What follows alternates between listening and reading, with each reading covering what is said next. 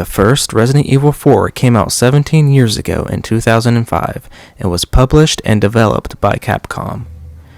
Resident Evil 4 is considered to be one of the greatest games of all time, for it influenced the evolution of both the survival horror and third-person over-the-shoulder genres.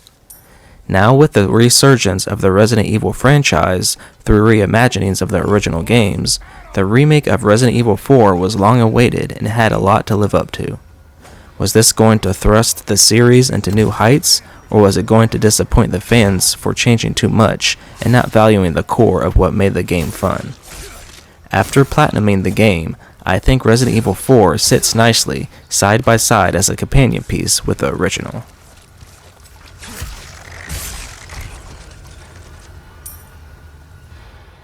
After the decline and downfall of Umbrella, Leon Kennedy, survivor of the Raccoon City virus outbreak disaster, is now a government agent who is on a mission to save the president's daughter, Ashley Graham, who has been kidnapped by a mysterious cult. Leon reaches his destination in an unknown area in Spain with the help of a couple of policemen. When Leon goes to investigate, he is met with hostility from the locals, and now he must fight for his and Ashley's life. With the help of field operations support, Ingrid Hunnigan, Leon has to make his way through the antagonistic environment and find the president's daughter before it's too late.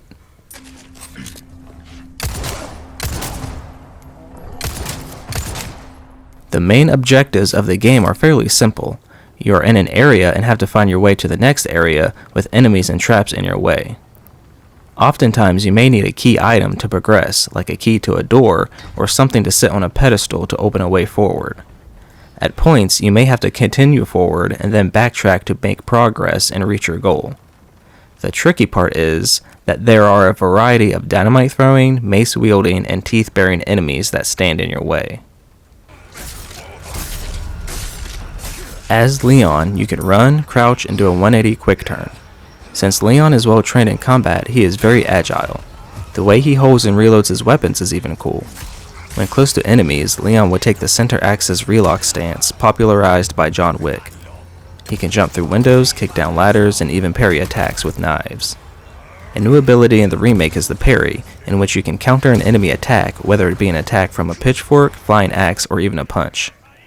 Pressing the parry button at the correct time can open up a lot of different combative opportunities besides simply not losing health, because a lot of the time it staggers the enemy.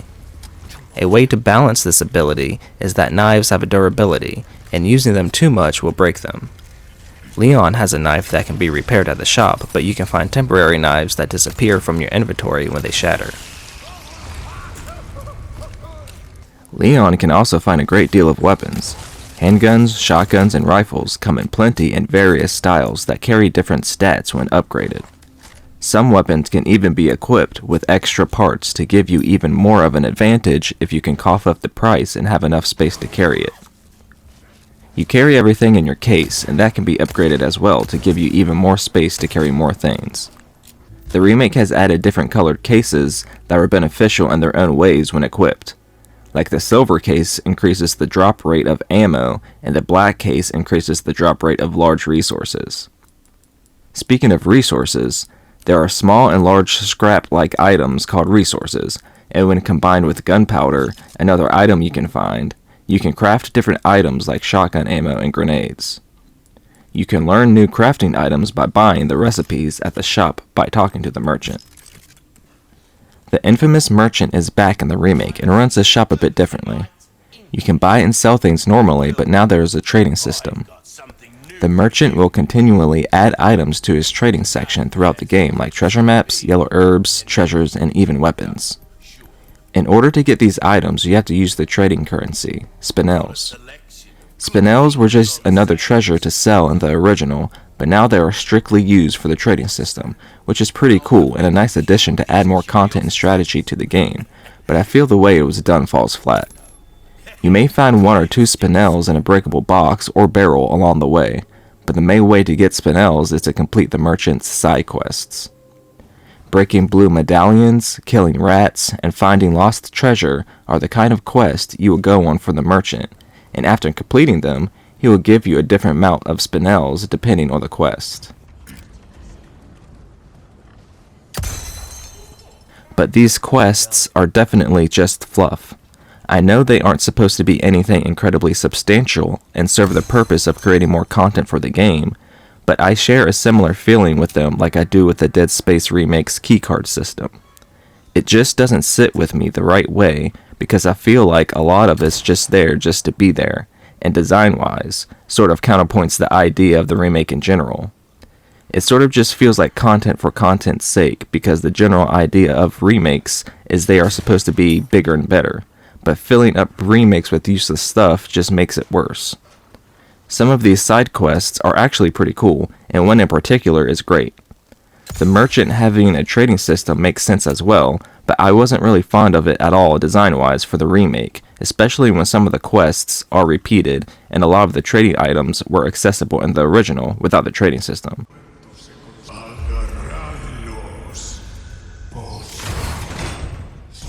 Actually playing the game and fighting off enemies is very fun.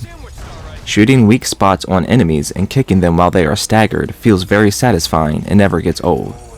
At some points it is tricky to get a hold of the situation, but that is kind of the point. That's the fun of it. You are never led to believe that there is no way out of an encounter given all the weapons and items that you can hold or craft to defuse a situation. There are plenty of healing items to heal and combine to increase your health, and if your health is low enough, then breaking a breakable object will also yield a health item. It definitely feels like enemies sometimes will rush you, but then give you enough breathing room to assess the circumstances you have got yourself into before they attack. The parrying window is very generous as well, even on the hardest difficulty setting. The game is begging you to play it, and while it can be challenging at points, it never feels impossible. With the second-to-second intensity of the gameplay, with the enemies rushing you and rewarding weapon mechanics, the game has mastered the ability of never becoming boring to play. While you'll have an incredible time playing the game, and the logistics of the overall complete design of the remake are sound, there were a lot of issues it had with the game. The movement is stinted. It feels super stiff and slow, and that was a recurring problem I had throughout my entire time platinuming this game. It feels like Leon is moving exactly how he does in the Resident Evil 2 remake, but the problem is that the environments are completely different between these two games. Resident Evil 2 Remake is more closed in and presents its horror and atmosphere by having restricted movements in a closed-off building. A large majority of Resident Evil 4 takes place outside, and if it's not outside, then it's a large open room. These large spaces are mostly designed this way because of the implementation of Ashley following you around and the ability of enemies being able to pick her up and walk away with her. Regardless, Leon's movement is unforgiving and even punishes you at some points. It feels like you are running through mud the entire time and he can't crouch on a dime. You have to stop running a bit first. It all feels too awkward, and it was the biggest obstacle I had to deal with while playing this game. Leave the girl. She's lost no matter what. The overall tone of the game has changed drastically for the worse through environmental design and character motivations and interactions. This game looks amazing, don't get me wrong, but the ambiance of the original just felt more immersive. The trees, fog, background music, and weather effects had a particular quality that the remake doesn't match at all. The areas in the original just melded together a lot more smoother, and it felt like a larger open area which made it feel real and lived in. The way everything is split up in the remake makes it feel a lot more level-based for some reason. It's as if you are playing within a border and everything is enclosed and superficial. The game isn't as dramatic, exaggerated, or as over-the-top like the original, which you may think would be a good thing considering how cheesy the Resident Evil games can be. But because of this, the remake just lacks any character, charisma, or any kind of individuality. A lot of areas have been changed or are simply gone. The laser room, lava area in the castle, and U3 boss fight, for example, are all completely absent. While not a total loss to the game overall, especially since other things were added, like a more cohesive lake segment, it still is a bummer that some things don't appear in the remake. Another example is with the first encounter with El Gigante. In the original, it felt more theatrical, with the villagers trying to open up the door to let it out. In the remake, a cultist awakens El Gigante. It makes more sense, but it's just more boring. Where's everyone going? Bingo? Leon's dialogue portrays him as a more serious character. And while it is a good decision to take out some lines of his from the original, the shortage of quips, one-liners, or anything other than being incredibly serious gives him less of a personality. This seems to be the way with most of the characters. Ada, Krauser, Salazar, and Sadler were incredibly unintimidating and unnerving, mostly because their entire character has been scrapped to boring typical bad guy fodder. They all feel analogous and interchangeable. Because of this, moments between characters can sometimes be a letdown, like between Leon and Ada. Ada's voice, while it sounds good, is strangely monotone and doesn't play off of others well. There's no personality or feeling with the conversations, which makes them forgettable.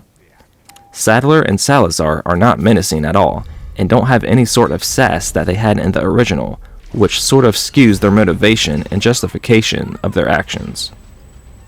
I wasn't too fond of Krauser's voice right off the bat, but I grew fond of it. I think it distinguishes him more from Leon's tone, and I think the performance becomes one of the best later on. His motivations and overall behavior has changed a bit to make his strife a more personal vendetta with Leon.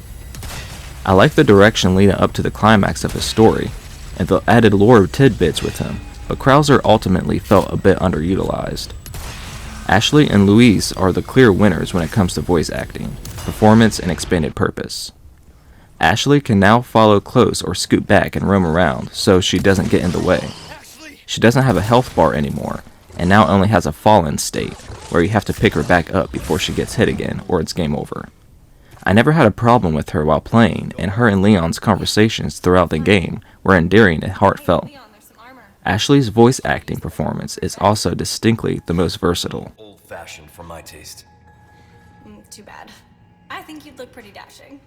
There were some other things that I felt were underwhelming, like the lake monster. There's really no QuickTime event segments like in the original game, so there is no section to cut the rope around Leon's leg.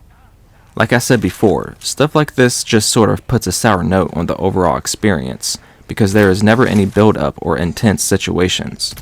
It's all pretty run-of-the-mill. The regenerators in the original were more terrifying. The remake design is more goofy, same with the dogs. The coolness and edginess of the original is simply not here. Like most of the modern Resident Evil games, it misses the mark on a lot of things by a lot. There are a lot more interesting lore pickups in the form of documents that you can find along your path. These new documents flesh out the world a lot more. The village's mayor, the castle and the different lords' reign, and notes documenting how other characters act behind the scenes make the world make much more sense than it did in the original, and honestly was my favorite part of the remake. Things like the explanation of El Gigante and how the villagers have to feed it cows expand on the purpose of everything, and enlarge the scope of what you are dealing with, which makes your involvement much more interesting.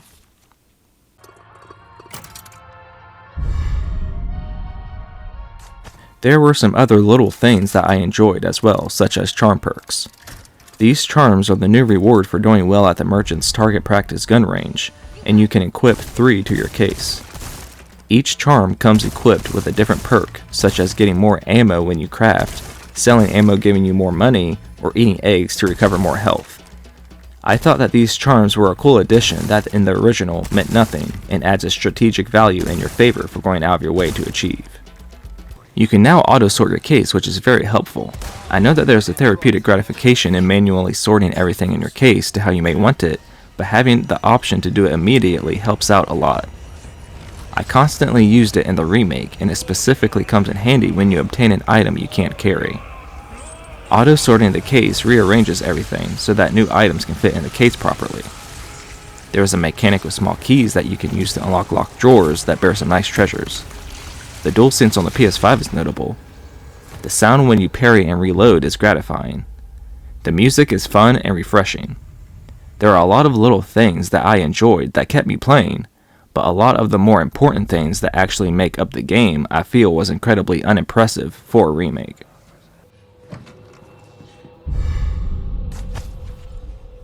The Mercenaries mode was added a couple weeks after the release of the game and still remains very chaotic and fun. While this version of the minigame is the easiest it has ever been, it is also the most entertaining. Comboing enemies, using the different character abilities, and earning mayhem mode is a blast and addicting. Mercenaries mode is a nice distraction and can add a lot of replayability if you're into modes like that, but it is disappointing that even the Mercenaries has cut content. My guess is that Resident Evil 4 Remake will be more realized as a whole once Separate Ways gets added, which was also cut from the remake. The original Resident Evil 4 turned heads and created the stepping stones of how games are made to this day.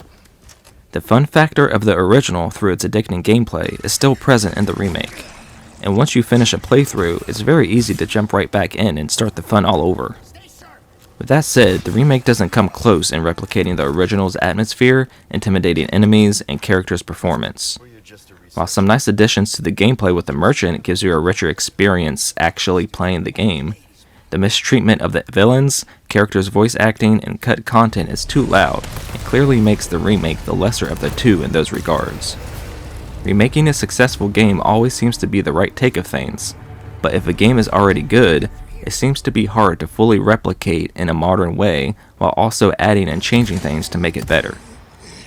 The remake is not soulless in any means, but it feels like a fun ride of the original with more connecting lore bits that suffers from lack of iconic character and villain moments. Resident Evil 4 Remake is a definite must-buy, but it didn't do its job as a remake as much as I would have liked it to.